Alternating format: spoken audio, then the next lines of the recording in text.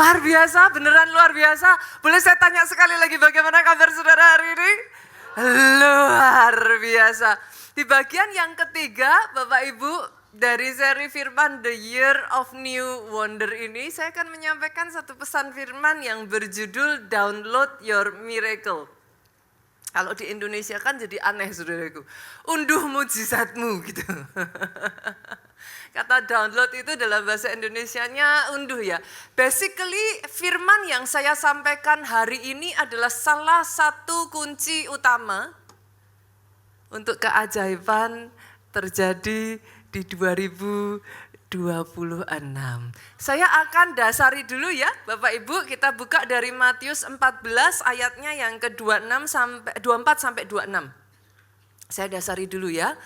Perahu murid-muridnya sudah beberapa mil jauhnya dari pantai dan diombang-ambingkan gelombang karena angin sakal. Kira-kira jam 3 malam datanglah Yesus kepada mereka berjalan di atas air. Ketika murid-muridnya melihat dia berjalan di atas air, mereka terkejut dan berseru, "Itu hantu!" Lalu berteriak-teriak karena takut. Ayat 27, tetapi segera Yesus berkata kepada mereka, "Tenanglah, aku ini, jangan takut." Saudara boleh lihat ke depan sebentar saudaraku, saya jelaskan sedikit. Jadi malam itu perahu murid-muridnya itu ada di tengah danau Galilea saudara. Dan Alkitab mencatat ada angin sakal, dalam bahasa aslinya itu makna Pak. Makna itu artinya angin yang sangat besar sekali. Tengah malam saudaraku. Gelap gulita ada di sekeliling mereka. Fun fact-nya dari kisah ini saudara, ini yang penting justru. Yang membuat kisah ini menarik buat saya adalah mereka ada di tengah kondisi seperti itu justru karena mereka taat sama perintahnya Tuhan, Bu. Pastor, how do you know? Kok bisa tahu? Tadi kalau saudara baca ayat 24, saya tarik sedikit yuk di ayatnya yang ke-22. Multimedia boleh bantu saya munculkan enggak?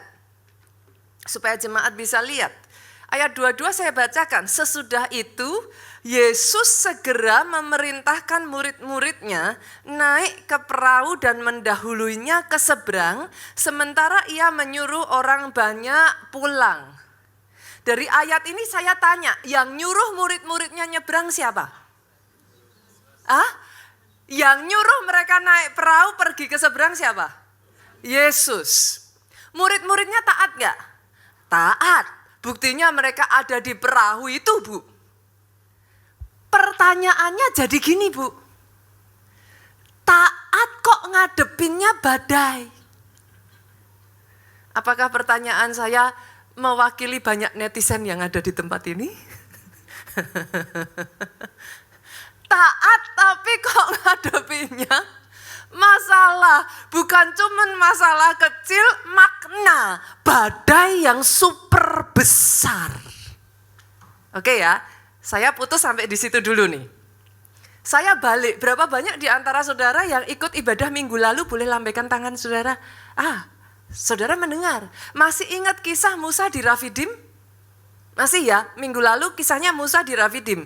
Ceritanya bangsa Israel dibawa Tuhan Pak ke Rafidim. Boleh enggak maafkan saya saudaraku, saya tanya lagi nih Pak, yang bawa siapa? Tuhan. Betul ya? Mereka taat enggak? Taat. Tapi kalau taat kok sesampainya di Rafidim enggak ada air. Kering. Pastor, what's your point?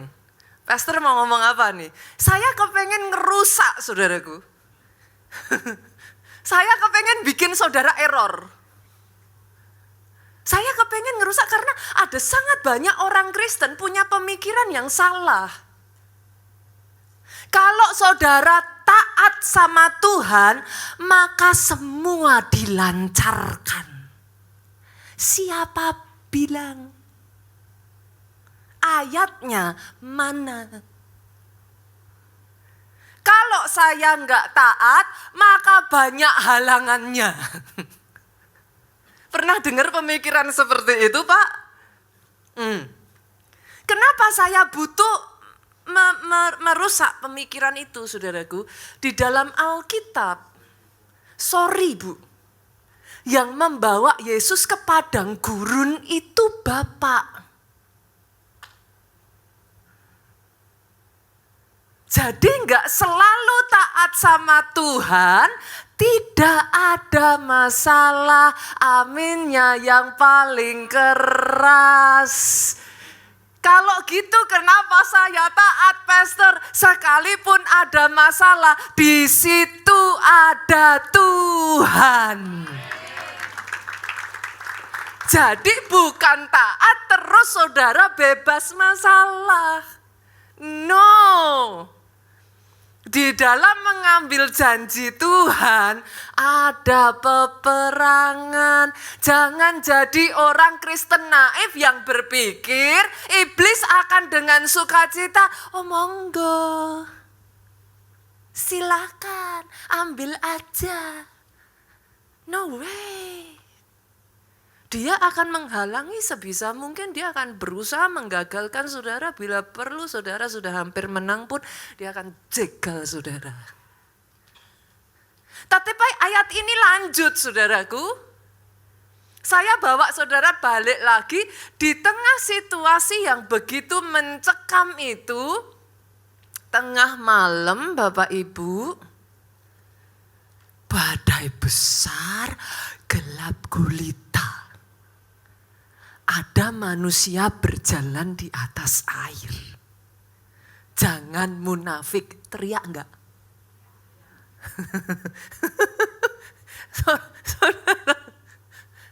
Saudara mungkin baca kisah ini berkata, Pastor itu murid-murid kok keterlaluan. Yesus kok diteriakin hantu. Nah saudara, kalau saudara coba renungkan perkataan saya ini boleh enggak?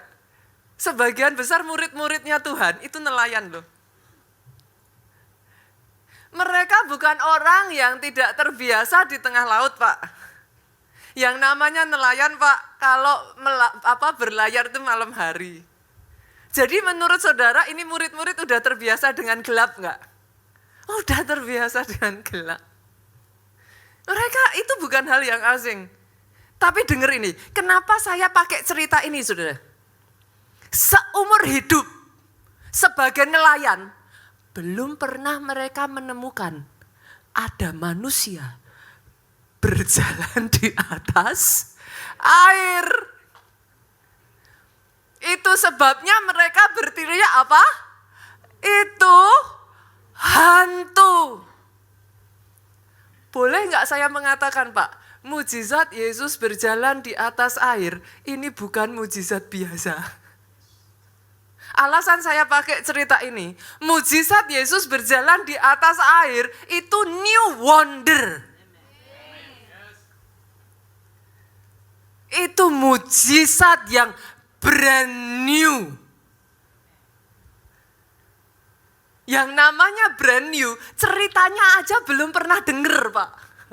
Nggak masuk akal, nggak masuk pikiran. Pastor, apakah Tuhan nggak bisa ngerjakan mujizat dengan cara lama? Oh ya, itu udah pasti bisa lah, Bu. Udah no question ask gitu, nggak perlu dipertanyakan kayak gitu. Saya rasa orang bangsa Israel itu udah pernah dengar laut terbelah kan? Bangsa Israel udah pernah dengar api turun dari langit. Bangsa Israel sudah pernah dengar sungai di stop alirannya sehingga nggak bisa mengalir dan muncul tanah kering, Pak. Tapi saya rasa bangsa Israel sampai di titik itu belum pernah mendengar orang berjalan di atas air. Mujizat yang Yesus lakukan ini brand new. New wonder adalah mujizat yang belum pernah engkau lihat sebelumnya. Maksudnya gimana, Pastor? Sesuatu yang gini, Pak. Jalannya aja kita nggak ngerti. Kalau kita sudah pernah ngalami itu biasanya kita oke, nanti gini, nanti setelah ini langkahnya kita ngerti gitu, Bu. Kira-kira mau dibawa kemana itu sudah ada kayak apa sih trailnya itu loh, Pak. Jalan semutnya itu. Kita tuh udah bisa kayak nerka gitu. Yang saya percaya dia akan kerjakan di tahun ini, itu sesuatu yang kayak kita mau nerka-nerka aja diterka dari mana tuh kayak nggak masuk gitu. Literally, Bu, pintu yang tadinya tahun lalu aja belum ada, itu yang mau dia buka kan. Literally. Saya nggak tahu kondisi saudara ya, I know ini bukan masa yang muda saudaraku. Tapi saya berdoa saudara bisa tangkap ini. Bahkan di tengah kekeringan, Pak, saya berdoa, dia semburkan sungai itu dalam kehidupanmu. Literally something yang apa? Out of the box. Itu sebabnya yang dia suruh apa? Be present, be alert. Dia ngomongnya gini, lihat. Apa yang dilihat, Pastor? Kalau disuruh ngelihat, apa yang dilihat, Pastor? Pernah dengar lagu ini enggak, saudaraku? Apa yang tak pernah dilihat mata. Yang bisa nyanyi sama-sama yuk. Yang tak pernah didengar telinga. Come on yuk. Yang tak pernah, asik ya pagi-pagi ya, timbul di dalam hati. Semua disediakannya bagi yang mengasihi dia. Itu yang dia mau kerjakan. 1 Korintus 2 ayat 9. Poinnya apa, Pastor? Simple. Minggu pertama, jangan batasi Tuhanmu. Itu aja. Jangan pernah, by now saya itu sudah terbiasa untuk gini Bapak Ibu. Jangan pernah bilang enggak mungkin. Enggak bisa. Minggu pertama tuh saya tuh khotbah saya ngomong kayak gini. Lihat loh Tuhanmu itu sekreatif itu. Ini tapi saya enggak munculin fotonya ya saudaraku. Itu minggu pertama. Sama-sama saudara pernah lihat bunga lonceng enggak? Pernah lihat ya Bapak Ibu ya. Kalau di Solo mah banyak kok. Saya tuh suka jalan-jalan jadi sering lihat bunga lonceng. Bunga lonceng itu ya saudara, sama-sama Tuhan ciptain. Amazingnya, dia bukan ciptain warna-warni doang, tapi diciptain yang loncengnya turun ke bawah. Loncengnya naik ke atas. Loncengnya ke depan. Sama-sama colorful, Pak. Keluar tuh dari colorful, atasnya putih, gradasi pink. Tuhanmu tuh sekreatif itu. Sama-sama ayam yang nanti ada di meja saudara digoreng. Itu aja dia ciptakan. Ada yang ayamnya hitam, tem. Lu benar, sampai sejengger-jenggernya hitam, kakinya hitam, paruhnya hitam, matanya hitam. Manusia dalam keterbatasannya memahami keajaiban Tuhan itu dikaitkan dengan mistis. Lu benar kan? Sih? Pernah dengar orang ngomong, kalau lihat kucing yang semuanya hitam. Loh, itu kan keterbatasan manusia memahami how beautiful, how creative your God. Sama-sama ayamnya, ada yang namanya ayam sombong, saudara. Loh, saudara benar lihat, saudara Google ya, lihat ayam serama. Itu begini, saudara, ayamnya. Saudara mau suruh dia rendah hati ya nggak bisa, saudara. Ya memang udah begitu diciptakan. Kalau saudara mau ngelihat lagi, ada ayam yang namanya golden pheasant. Itu cantiknya minta ampun, colorful. Warnanya begitu cantik. That is your God. What's your point again, Pastor? Jangan pernah batasi Tuhan yang begitu kreatif dengan keterbatasanmu untuk memahami. Izinkan dia mengerjakan dengan caranya. New wonder, apa yang baru yang gak pernah terpikirkan sebelumnya. Berapa waktu, saudaraku, saya dengar satu kesaksian dari seorang ibu. Ibu muda ini baru saja melahirkan, saudaraku. Setelah melahirkan, dia mengalami gagal jantung, saudara. Dokter menyatakan kapasitas jantungnya itu sudah tinggal 5%. Secara manusia, dokter sudah menyerah. Tapi hebatnya di sini, Bu. Ini yang terus saya katakan kepada jemaat. Urusan ketok palu, itu haknya Tuhan, Pak. Kalau saudara memang ngomong dia Tuhan ya, dia itu berdaulat dan dia nggak perlu menjelaskan apapun kepada saudara. Dia berdaulat. Banyak orang Kristen tuh ngomong dia Tuhan, habis itu terjadi marah. Kenapa Tuhan? Kenapa Tuhan nggak bilang? Lah dia Tuhan atau bukan?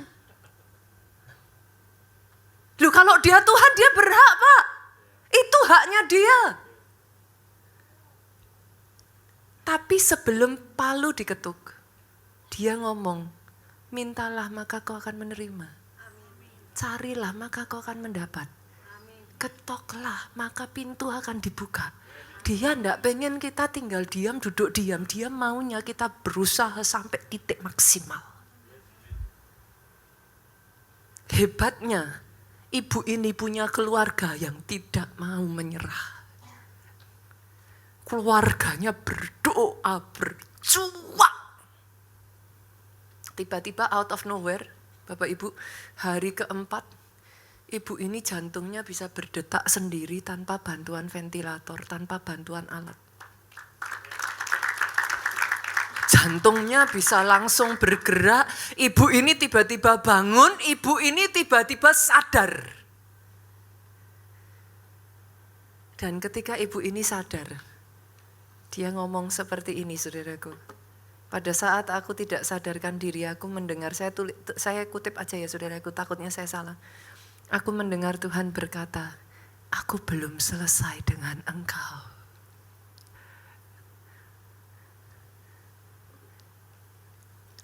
Banyak manusia yang jadi masalah gini saudaraku. Engkau memproyeksikan apa yang akan datang based on your situation now. Dan itu sangat salah.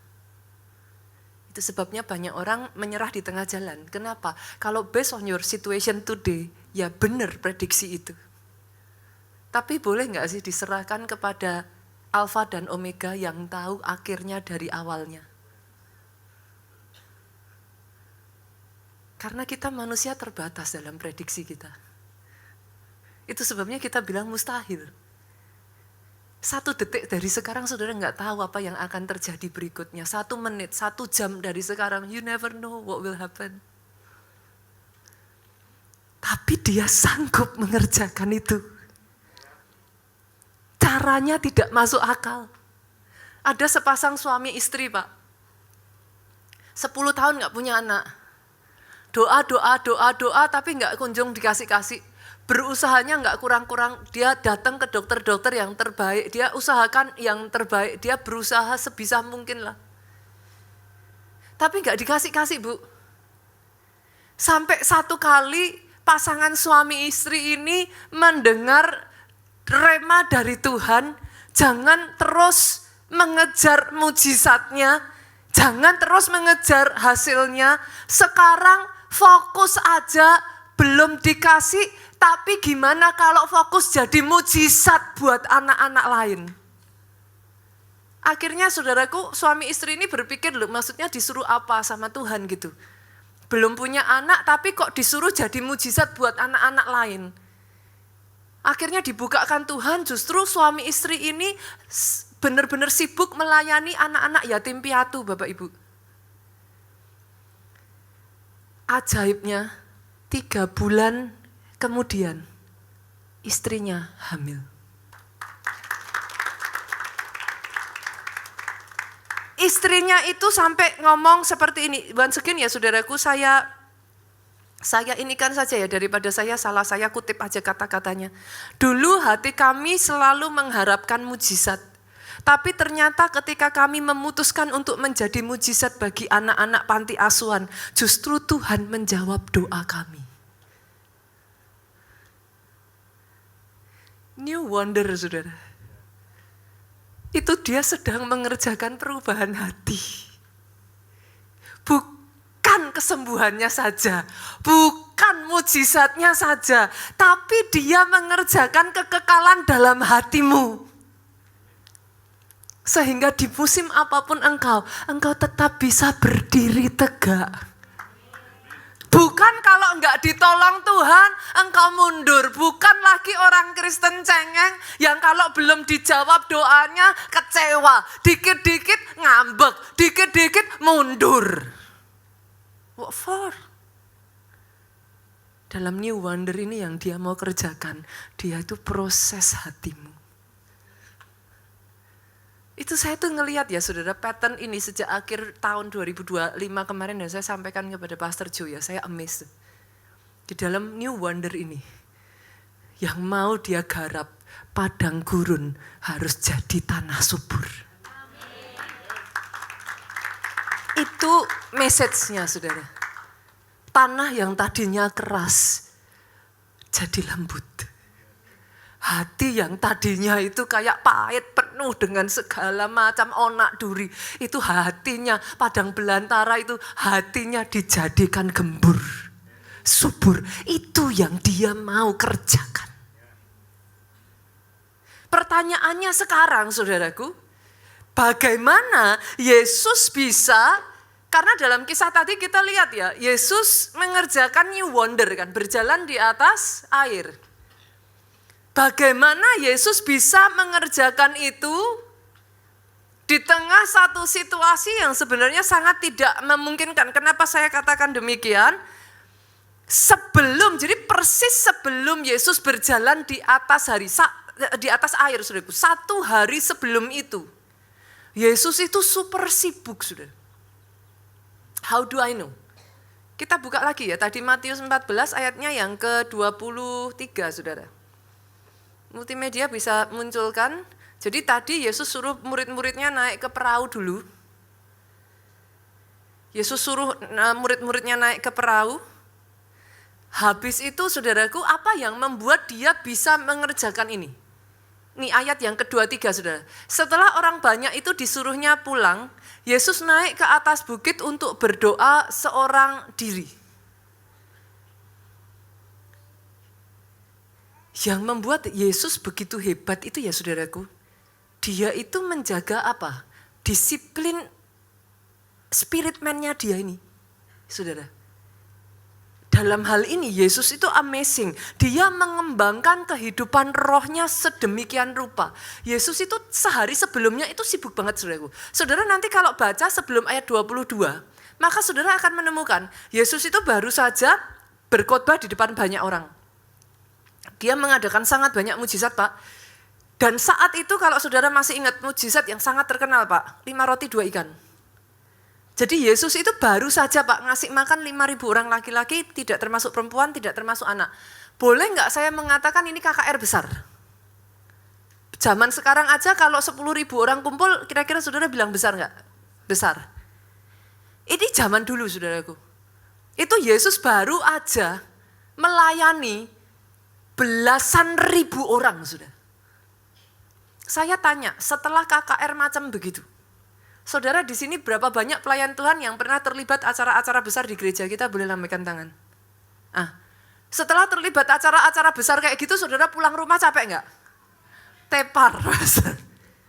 Teman-teman KA Worship di sini adakah yang pernah terlibat acara-acara besar di gereja kita? Nah, biasanya kalau sudah acara seperti itu pulang pengennya apa?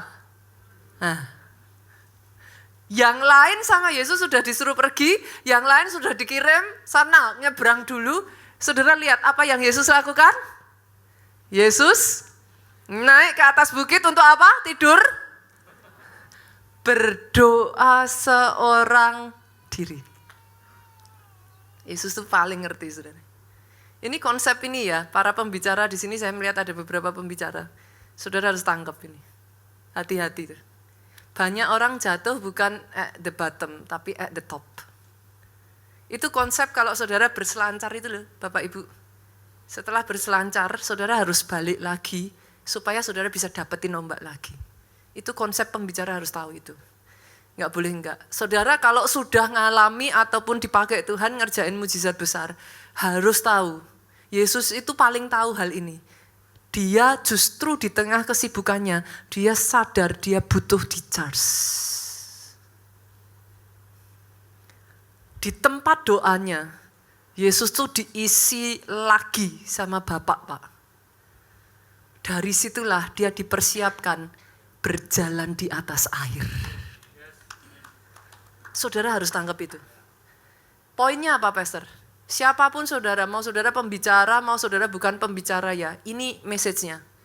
2026, kalau saudara masih bergumul hanya urusan berdoa setiap hari, senggol kiri kanan, injak kakinya, bertobat. Jangan hanya bilang sama saya urusan mujizat. Kadang gemes saya. Banyak orang Kristen tuh berpikir mujizat itu sesederhana diunyeng-unyeng kepalanya and then boom, something happen. It doesn't work like that.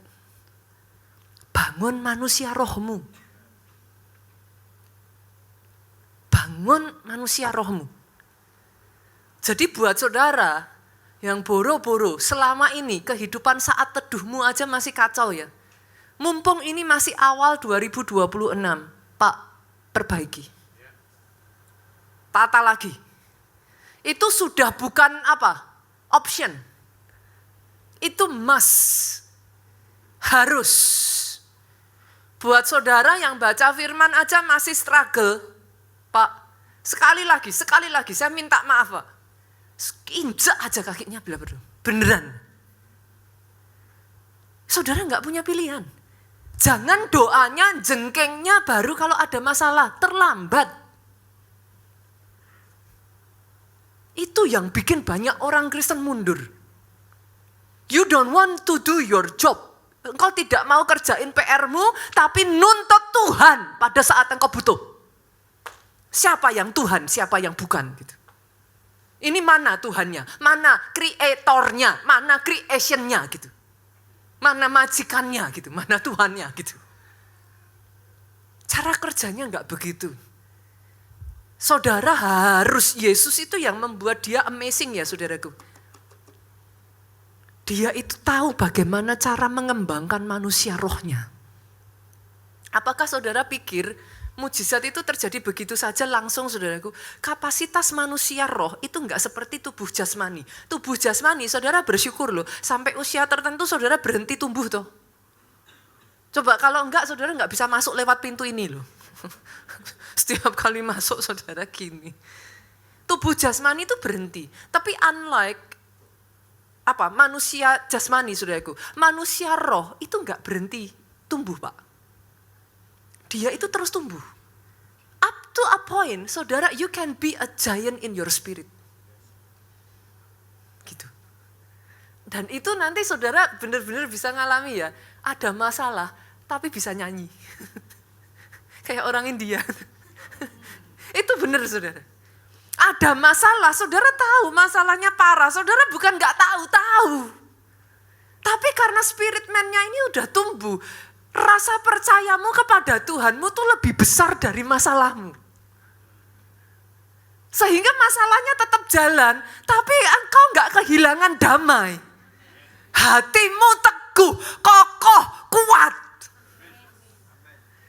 Hidupmu tuh gak dikalahkan dengan masalah. Hidupmu tuh terus naik dan tidak turun.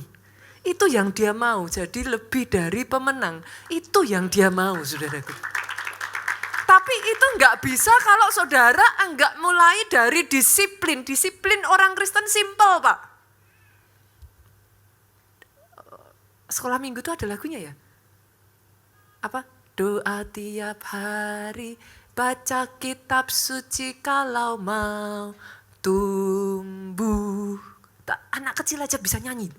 Kalau mau tumbuh, kalau mau tumbuh, glory, glory. Apa? Haleluya. Baca kitab suci, doa tiap hari kalau mau tumbuh. Saudara mau tumbuh enggak? Atau jadi bonsai? Kalau mau tumbuh ya itu. Dan justru ini momen yang paling tepat. Saya nggak usah tanya daripada saya sakit hati, saudara. Doa puasa. Perlu ditanya enggak berapa yang doa puasa nih? Yesus itu sebelum memulai pelayanannya, dia puasa 40 hari 40 malam. And as the result, sepanjang hari berjalan bersama Yesus, hidup itu tidak ada hari tanpa mujizat, Bu. Itu sebenarnya mujizat tuh kayak gitu tuh Bapak Ibu. Tapi banyak orang Kristen tuh enggak mau ini gitu saudaraku. Saudara maunya langsung apa? Skip to the good part gitu kan. Saudara maunya instan. Nothing is instant. No such thing. Itu sebabnya akhirnya kan judulnya New Wonder tuh tahun ini. Apakah saudara pikir New Wonder itu, New Wonder bisa terjadi kalau ada problem? Nah lo. Oh, judulnya apa? The Year of New Wonder. Amin. Nah, saudara butuh wonder itu kenapa? Nah. Saya berdoa saudara bisa tangkap ya firman ini ya. Boleh ya. Disiplin yuk. Bahkan saudara yang bilang pastor udah terlambat, pastor saya ikut puasa pastor. Gak ada kata terlambat. Join puasa. Kenapa? Tahu gak saudara? Puasa buat rohmu itu ribut. Kayak kalau komputer itu kan judulnya download your miracle kan. Kalau komputer itu saudaraku puasa itu seperti ribut itu loh Pak, restart. Saudara pernah gak kalau semisalkan gak ada signal terus pakai telepon gak bisa disuruhnya apa sama operatornya? Nah, handphonenya di restart. Tahu nggak apa yang terjadi ketika saudara restart? Restart itu membersihkan halangan sehingga signalnya jadi kuat. Kalau saudara butuh New Wonder itu dimulainya saudaraku. Nggak bisa enggak. Doa puasa itu gerbang menuju New Wonder. Yang mau cara instan. Puasa, puasa, puasa, puasa. Senggol lagi kiri kanan. Ayo puasa. Puasa, puasa. Kalau saudara sakit dan belum boleh puasa, it's okay. Tapi setelah nanti saudara sembuh, puasa. Loh karena kondisi setiap orang beda-beda ya. Saudara nggak perlu juga merasa tertuduh karena saat ini mungkin ada sebagian dari saudara kondisi-kondisi tertentu memang nggak diperbolehkan saudara puasa. Oke, saya bisa paham. Tapi buat saudara yang bisa, puasa. Puasa. Dan lihat saudaraku, tahukah saudara puasa itu punya efek satu lagi yang amazing. Rebooting komputer saudara itu bisa membersihkan sampah-sampah. Tadinya saudara apa? Apa sih nyebutnya gimana ya? Case apa? KC itu apa sih bacanya gimana itu? Itu kan sering kali udah kayak ngotorin tuh. Jadi lolat toh. Sama puasa, saya tuh berkali-kali ngomong ini Bapak Ibu. Puasa itu bikin saya waras. Literally. Sekian tahun yang lalu saya tuh diselamatkan dari puasa. Kalau enggak saya udah gila sudah. Kok bisa seperti itu? Banyak mungkin saudara bertanya-tanya, maksudnya gimana sih pastor? Kok bisa begitu? Sederhana gini saudaraku. Sadar enggak sadar, di sekeliling saudara ini peperangan roh itu real Pak. Di tempat kerja, di keluarga, di gereja. Apalagi ketika kita itu dibawa Tuhan mau masuk, kita mau ngerebut sesuatu saudara. Itu peperangan roh itu very real. Buat sebagian dari saudara, saya tipikal yang seperti itu. Buat saudara yang cukup sensitif, pressure-nya itu kuat sekali, saudara. You can almost feel it gitu. Itu nggak kelihatan mata, tapi pressure-nya itu very strong. Itu kalau saudara nggak dibantu dengan puasa ya, itu pergolaan jiwa itu besar sekali. Pernah ngerasain nggak? Nggak ada apa-apa, out of nowhere gitu, rasanya gelisah aja. Nggak tahu kenapa, tidur nggak enak, rasanya kayak, tapi kalau ditanyain kamu tuh kenapa sih gitu. Kayak pantatnya tuh nggak bisa jenak duduk gitu. Ada rasanya kayak, oh nggak enak gitu. Tapi saudara nggak bisa menjelaskan what happened gitu.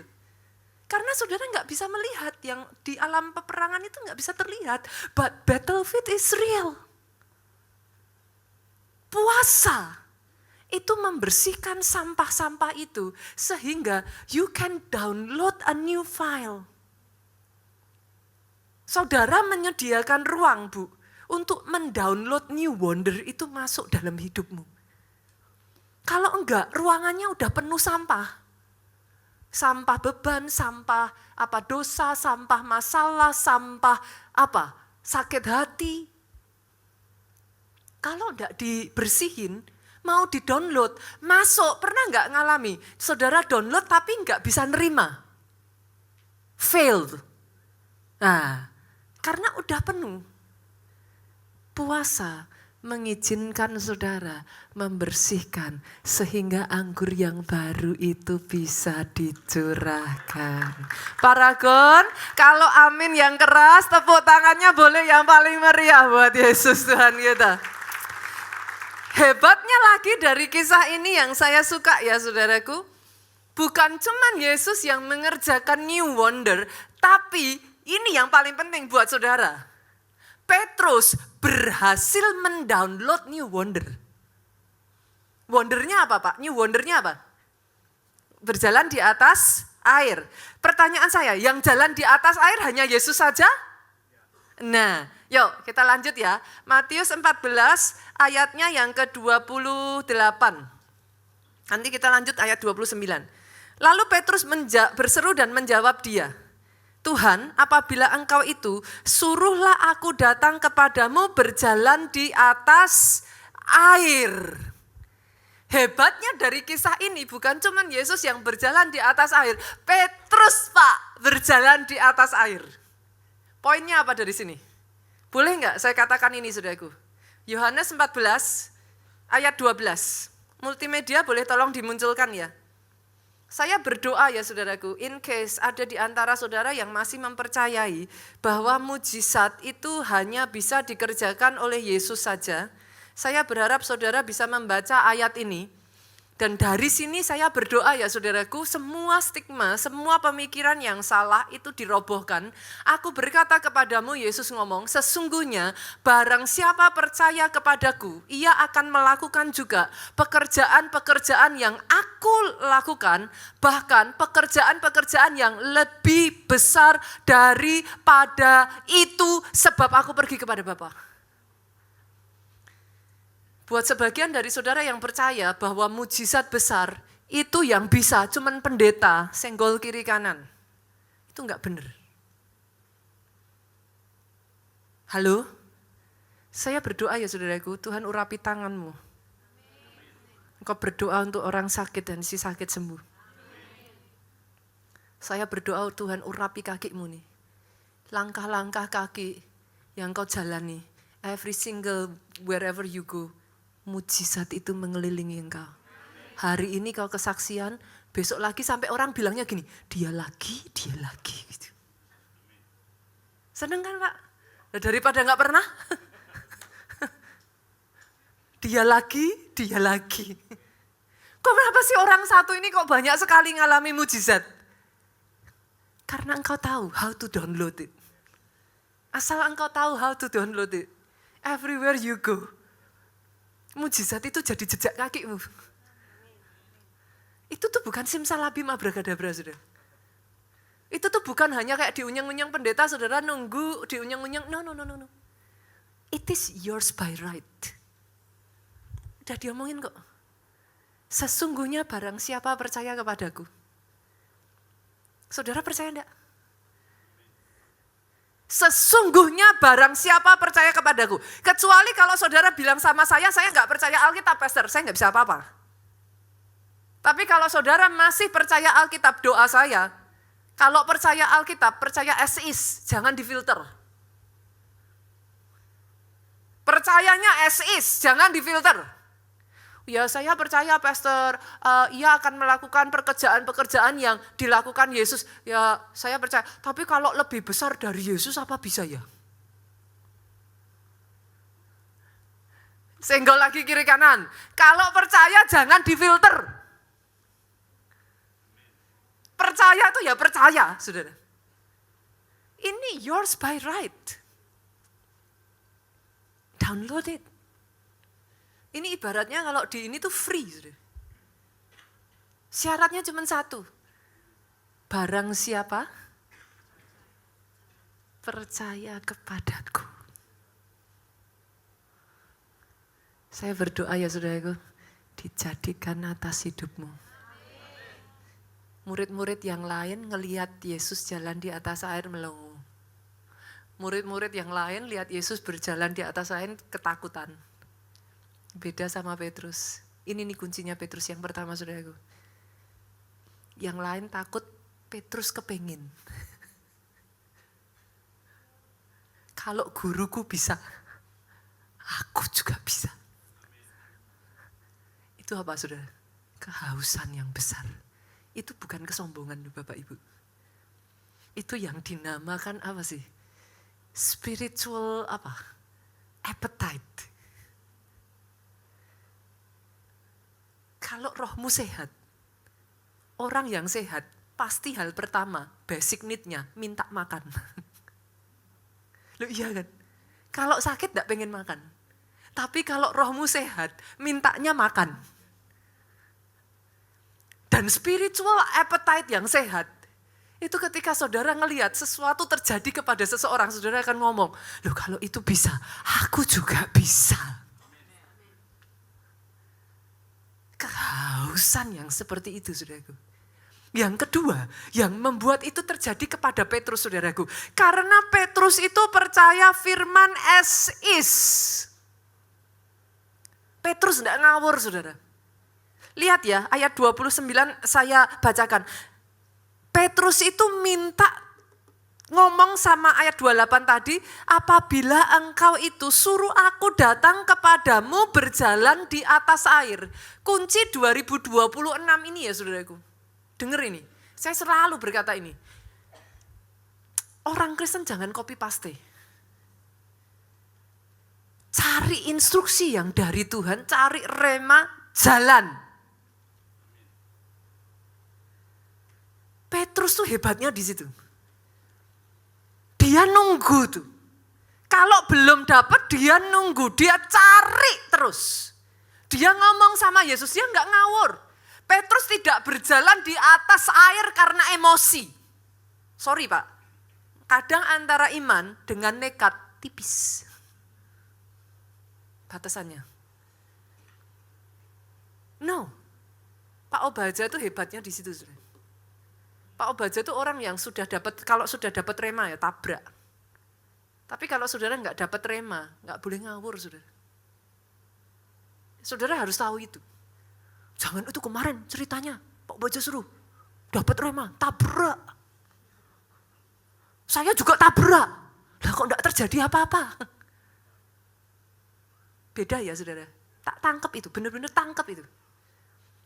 Dengar instruksinya baik-baik, hati-hati. Sampai engkau dapat instruksi dulu. Setelah dapat instruksi, yang ketiga ayat 29 itu Petrus ngomong, Yesus berkata, ini rema sudah, ini firman.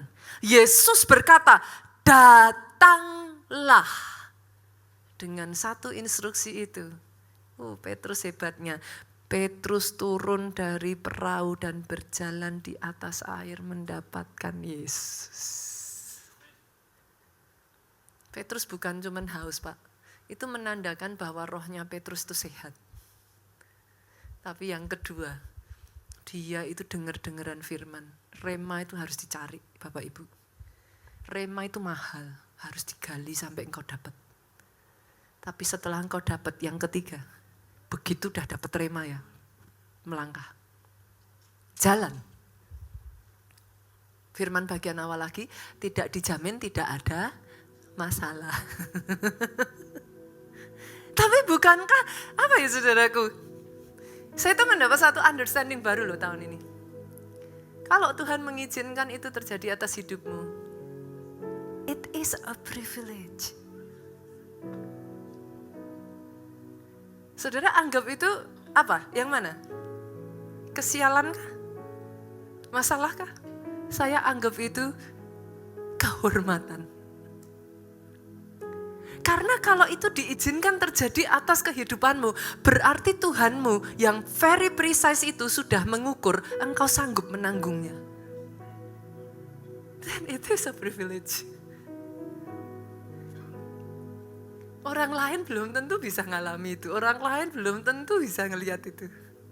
Tapi kalau kau diizinkan berjalan di atas air, be thankful. Even though di tengah jalan tenggelam. Lah namanya orang belajar. Ya enggak apa-apa. Karena di dalam berani melangkah dengan iman pun, fokusnya harus terus sama Yesus. Meleng dikit Pak. Meleng dikit Bu. Tenggelam. Tapi hebatnya kalau engkau berjalan dengan rema, tenggelam pun tangannya akan angkat engkau. Dia memang tidak menjamin ininya saudaraku. Dia tidak menjamin tidak ada masalahnya. Tapi yes, dia menjamin aku akan beserta dengan engkau sampai kesudahannya. Itu dia jamin. Namanya disebut Immanuel. God be with you. Sama-sama bangkit berdiri yuk katakan. Yang membelah laut, yang teduhkan badai, yang mustahil pun terjadi karena kuasa-Mu yang pegang hidupku, yang buka jalan bagiku. Kau pembuat mujizat sejati. Come on yo. Yang membelah laut, yang teduhkan badai, yang mustahil pun terjadi karena kuasa-Mu. Yes Lord.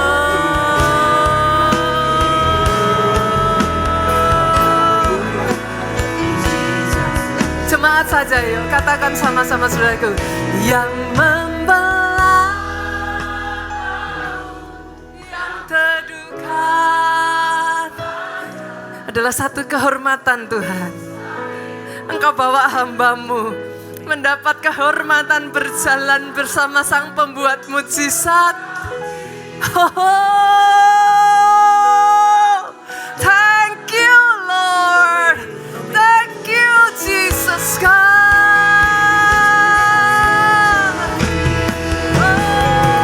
Yang membelah laut,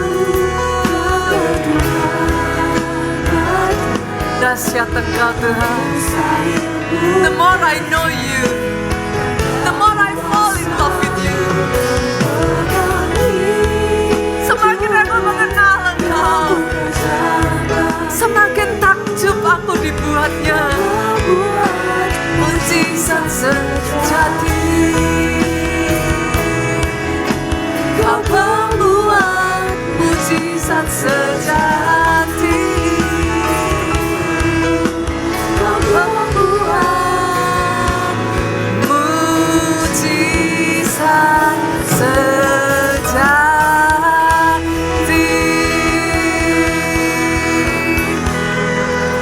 Kami bersyukur firman-Mu terus, Saudara. Firman-Mu terus berbicara Tuhan. Amin. Izinkan saudaraku, izinkan dia terus merombak satu demi satu pola pikir yang salah. Dia isi dengan yang baru. Amin. Amin. Sehingga engkau disiapkan untuk download your miracles. Amin. Harus diribut, harus dibersihkan. Hatimu harus disiapkan. Amin. Be alert, be present. Lihatlah. Amin. Aku sedang membuat sesuatu yang baru, yang sekarang sudah tumbuh. Tidakkah engkau menyadarinya?